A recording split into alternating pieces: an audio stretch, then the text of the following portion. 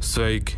Šajā video jūs uzzināsiet par vienu no asiņainākajām lidmašīnas nolaupīšanām vēsturē, kas varēja beigties ļoti traģiski. Tomēr dažādu brīnumainu apsvērumu dēļ noslēdzās pēc labākā iespējamā scenārija. Uz borta atradās ļaundaris, kura nodoms bija nogalināt visu apkalpi un iet bojā pašam lidmašīnas avārijas rezultātā. Tas, kas varētu likties kā asa sižeta filma, reisas 705 apkalpei izrādījās baisa realitāte. Kas un kādēļ centās nolaupīt lidmašīnu? Kā pusdzīvi piloti ar nopietnām traumām spēja novērst avio katastrofu? To un daudz ko citu uzzināsiet video turpinājumā. Šoreiz piedāvājam vēl nebijušu iespēju mūsu reģistrētajiem lietotājiem. Uzmanību! Jūsu uzdevums ir cītīgi skatīties jaunāko Geometry video un meklēt promo kodu. Pirmie 10, kas promo kodu atradīs un ievadīs sadaļā akciju kodi, laimēs 50 brīvos griezienus spēlē Gates of Olympus. Kā jau esat pamanījuši, LVBet sponsorē sākot no sporta pasākumiem kā MMA līdz pat hip-hopa batliem, un tikpat liels ir arī viņu iepazīšanās bonus. Nav brīnums, ka tas tiek piedāvāts tikai vienreiz dzīvē, tikai jaunajiem lietotājiem. Jums tiek piedāvāta iespēja saņemt vairāk kā 1500 bezmaksas griezienu. Griezienu skaits ir atkarīgs no tā, cik lielu depozītu jūs esat gatavi iemaksāt. Šo bonus ir izdevīgāk izmantot līdz maksimumam. Lielais griezienu skaits nozīmē lielas iespējas, un naudu varēs izņemt uzreiz. Jā, tas būs amazing. Piedalīšanās šajā akcijā, tas ir pilnīgi jūsu ziņā, bet redziet, poga ir tepat priekšā. Links ir aprakstā. Gadījums norisinājās 1994. gada 7. aprīlī ASV. Laikapstākļi bija lidojumam ļoti labvēlīgi. Virs Memfisas Nacionālās lidostas bija skaidras debesis. Reisa 705 kompānijas FedEx kravas lidmašīna, atrodoties vairākus kilometrus no zemes, piepeši sagriežas uz 140 grādiem un pātrinās līdz pat 860 km/h lielu ātrumu, burtiski lidojot vertikālā stāvoklī. Kravas reaktīvā lidmašīna DC-10 nav paredzēta tādiem ātrumiem. Ir acīm redzami, ka kaut kas ir nogājis greizi. Momentāli tiek izsludināta ārkārtas situācija, jo dispečera centrs no lidmašīnas pilota nekavējoties saņem trauksmes signālu. Esmu ievainojis. Noticis lidmašīnas nolaupīšanas mēģinājums lidojuma laikā.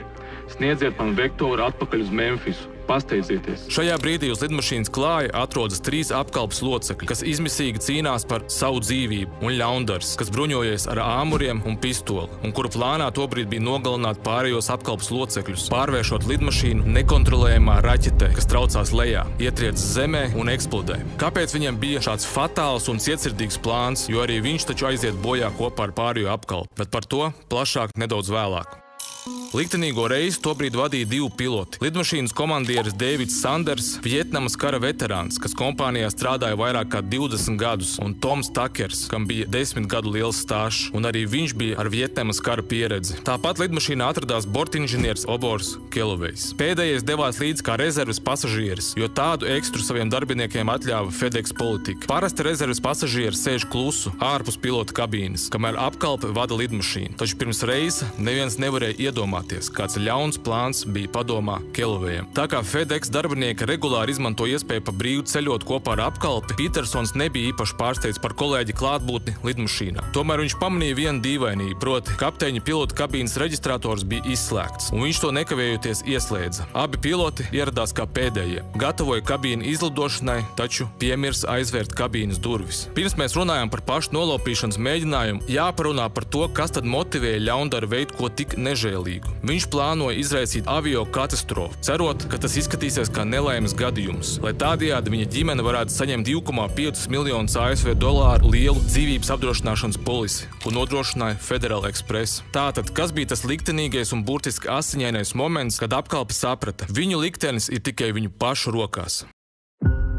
Pulkstens 15:00, reiss 7:05 paceļas no Memfisas lidostas. 26 minūtes pēc pacelšanās Kelovejs atver ģitāras somu, no kuras izvelk ieroci, un otrā rokā paņem 2 āmurus. Par cik durvis kabīnē bija atvērtas vaļā, viņš klusām ielavās, kamēr abi piloti vada lidmašīnu un savā starpā sazinās. Aiz pilotiem pirmais telpā sēdēja bortinženieris Petersons, kuram uzbruk pirmajam. Viņš saņem vairākus sitienus pa galvu ar abiem āmuriem. Brīdī, kad Takers pagriež uz aizmuguri, lai apskatītos, kas notiek, viņš saņem spēcīgu sitienu ar āmuru pa galvas kreiso pusi, un visbeidzot Kelovejs pagriežas pret kapteini Sandersu, kurš sākotnēji cenšas sev aizstāvēt, taču ir bezspēcīgs pret smagajiem āmuru triecieniem un arī tiek ievainots. Borta inženierim ir pārgriezta artērija, un viņš lēnām nosiņo. Savukārt Takeram trieciena rezultātā galvas kausa atlūzas ir caurdūrušas kreiso smadzeņu puslodi, lēnām paralizējot visu viņa labo ķermeņa daļu. Kapteinim Sandersam ir smagas brūces galvā, un viņa auss ir burtiski norauta. Visi 3 apkalpes locekļi atrodas kritiskā stāvoklī, un šķiet jau, ka katastrofa ir nenovēršama. Redzot, ka visi 3 vēl ir dzīvi, Kalovejs dodas pakaļ pistolei. Tas prasa laiku, kas ļauj apkalpei nedaudz atgūties. Kapteinis Sanders atsvabinās no jostas un klibo durvju virzienā. Pa to laiku Petersons un Takers atgūst samaņu. Kad Kalovejs atgriežas kabīnē, viņš mērķē ieroci tieši virsū Sandersam un pavēl viņam apsēsties, draudot viņu nogalināt. Petersons Kalovejam atrodas vistuvāk no sāniem un piepeši sajūt izdevību ieroci mēģināt saulaicīgi atņemt. Tajā pat mirklī Sanders metas Kalovejam virsū, un tieši šajā brīdī Takers atceras par kādu ieroci, kas ir viņa pilnā rīcībā, proti pašu lidmašīnu, un par iespēju to kontrolēt, kā viņš vēlas. Takers velk atpakaļ lidmašīnas jūgu un novirz lidmašīnu 15 grādu slīpumā uz augšu, tādējādi liekot Kalovejam, Sandersam un Petersonam izkrist cauri kabīnes telpas durvīm uz aizmugures telpu. Viņi uzsāk izmisīgu cīņu par savām dzīvībām. Takers, kurš tobrīd vada lidmašīnu, ir arī pieredzējis flotes iznīcinātāju pilots, tādēļ viņš notiekošo uztver kā aktīvu kaujas situāciju un dara visu atbilstoši kaujas taktikai. Vislabākais variants šobrīd ir parūpēties, lai Kalovejs tiktu neutralizēts un nespētu nekādi apdraudēt lidmašīnas vadību. Kamēr cīņa turpinās, Takers sagriež lidmašīnu par 140 grādiem, gandrīz pilnībā apgriežot to otrādi. Tagad kautiņš aizmugurējā telpā turpinās jau uz lidmašīnas griestiem, un lai arī Takera manevrs bija noderīgs, tā rezultātā cieš arī Petersons un Sanders, un viņi sāk zaudēt daudz asiņu, attiecīgi viņu spēki sāk izsīkt. Šajā juceklī Kalovejs pamanās ievainot Sandersu vēlreiz. Tobrīd pilota kabīnē Takeram jau ir pilnībā paralizēta visa labā ķermeņa puse, bet neskatoties uz to, viņš piepeši sagriež lidmašīnu vertikālā stāvoklī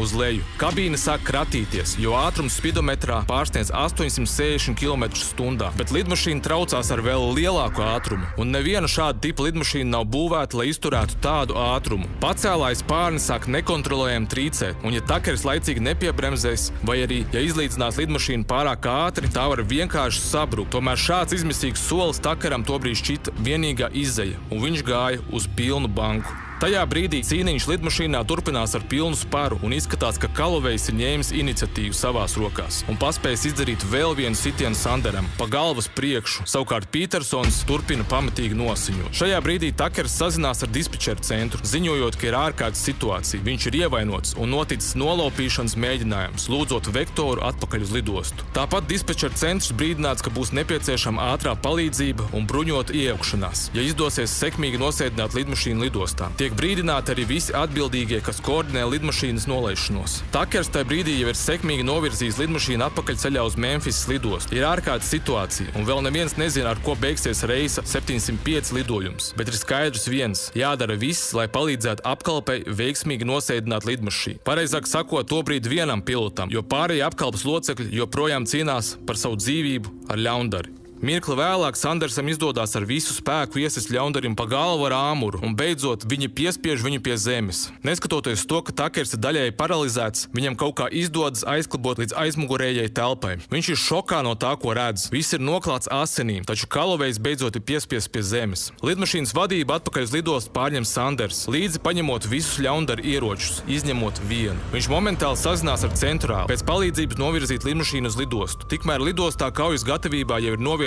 specvienības komandas un ātrās palīdzības ekipāžas, kas gaida lidmašīnas veiksmīgu nolaišanos. Tomēr ir viena liela problēma, proti lidmašīna tobrīd pārsniedz rekomendēto svaru par 16 tonnām, lielākoties degvielas dēļ, jo tā gaisā pavadījusi vienu nepilnu stundu. Lidmašīna nāksies nosēdināt ar lieko degvielu, kas rada risku, ka tās riteņi pēc saskares ar zemi var uzsprāgt. Pēc brīža Sanders no kabīnes dzird, ka cīniņš aizmugurē pastiprinās, kas nozīmē, ka Kalovejs turpina pretoties. Aptuveni 1-2 km augstumā no zemes viņš pieņem sarežģītu lēmumu, uzliek lidmašīnu autopilotā, lai dotos nogalināt Kaloveju. Tomēr beigās noskaidrojas, ka tas nav nepieciešams. Taču šīs pāris sekundes sarežģīja nolaišanos. Tagad Sanderam ir jāimprovizē un jāizmanto cita nosēšanās trajektorija. Viņam jāmēģina nosēdināt lidmašīnu gludi, lai riteņi neeksplodētu. Taču no citas trajektorijas tas ir praktiski neiespējams, ņemot vērā arī faktu, ka pilots ir smagi ievainots. Petersonam tikmēr ar pēdējiem spēkiem izdodas sagrābt vienīgo to ieroci, kas palicis telpā, āmuru un raidīt sitienu pa Keloveja galvu. Viņš beidzot tiek neutralizēts. Un visbeidzot, brīnumainā kārtā Sandersam izdodās nosēdāt lidmašīnu tā, ka neeksplodē neviens no riteņiem. Visiem apkalpes locekļiem priekšā ilgstošs atvesļošanās process. Knapi dzīvi, tomēr ar kopējiem spēkiem un daudz zaudētām asinīm viņiem izdodas novērst katastrofu. Kelovejam vēlāk tiks piespriests mūža ieslodzījums. Pateicoties apkalpes profesionalitātei, izdevās novērst nopietnu aviokatastrofu, kā arī iztikt bez bojāgājušajiem. Tā kā abi piloti bija Vietnamas kara veterāni, iegūtā kara pieredze palīdzēja bezizejas situācijā, esot ievainotiem ar kritisko domāšanu saglabāt vēsu prātu un novest visu līdz pozitīvam iznākumam. Kā jums liekas, vai pilotu karā iegūtā pieredze bija galvenais faktors veiksmīgiem iznākumam, vai tomēr tam pamatā bija visu trīs komandas darbs un neatlaidība? Visu labu!